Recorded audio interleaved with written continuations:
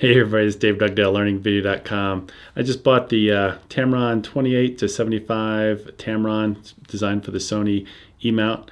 I'm a little late to the game. I got this about a month ago. Should have bought it when it first came out. Should have pre-ordered it. And if you haven't gotten this lens yet and you own Sony, I would say just get it. It's funny, Tamron should really put like a G Master label on this because it acts and behaves just like a Sony lens, but for a lot less. This lens is pretty amazing because you can actually update the firmware within the Sony body. It's got fast autofocus, it's got eye autofocus, and it's got all the lens correction built into it, and it happens within the body.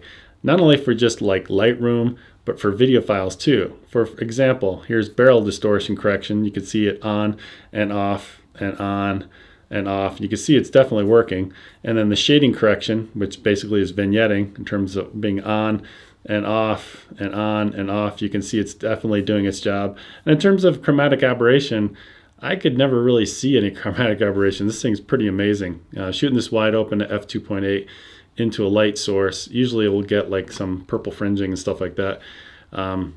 I turned it on and off, but basically this didn't have that much chromatic aberration at all in it. So in summary, this thing acts and behaves just like a Sony lens, which there's a lot of other lenses out that are designed for Sony, but not that I know of can do all these different things that I just described. One of the things I like to do when I have like a new trio of lenses, this is my 70-200 2.8, this is the 28 to 75 2.8, and then what I'm filming with right now is my Sony 16 to 35 f4.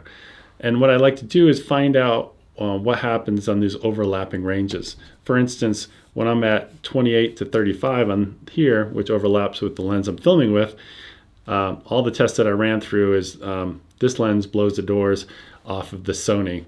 So I know when I'm shooting from 28 to 35, definitely use this lens and not the Sony.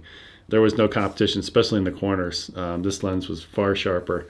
And then in terms of shooting between 75 and 70 versus this lens, it was pretty close. Either one, I could use either one. But basically, I'm not going to run through all my different tests, but basically from f16 to f22, this lens, the 7200, outperformed this lens. But when shooting wide open between 70 and 75 on this lens, this one actually performed better than the 7200. So while this lens is just a fantastic, super sharp lens, great price, I've got 3 nitpicky items, and they're kind of nitpicky. The first one is the focus and the zoom are reversed from your Sony lenses. So as you go back and forth between other zoom lenses you might have from Sony, it might be frustrating. I've owned Tamron before. For the Canon 24 to 70, and it just took me a while to get used to it. I've been using it for a month. I'm not quite there yet. The next thing, I don't know, the other day I was shooting with this and I was trying to change out lenses really quickly, and I couldn't get the lens hood back on quickly in the stored position and throw it in my camera bag and put a new lens on. And it was like really frustrating. I was like, why doesn't this mate up right? And it's just like, this should be a lot easier, because usually you can mindlessly be talking to somebody, blah, blah, blah, and you're rotating it, trying to get it on. Well, it's like, why isn't it going on? So basically I just put, there's 2 labels. One says store, one says use. When I line it up with the dot, it's like, oh, I want to store it. Boom, I can see right exactly where it is, and I can click it in place.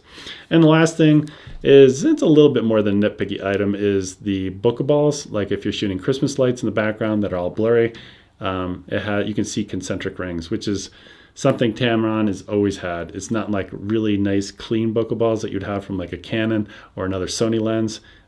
So it doesn't happen all that often, but it's just a little bit of a distraction. But overall, I'd say if you haven't bought this lens, it's just like a Sony lens. It does all the lens correction inside the body, which is amazing, especially for video. I mean, Lightroom has profiles built in for stills, or raw files. That works great. But on the video side of things, when we shoot video, having all that chromatic aberration, barrel distortion, shading, or vignetting done in camera is just a wonderful thing. So that's pretty much it. Talk to you guys later. Bye.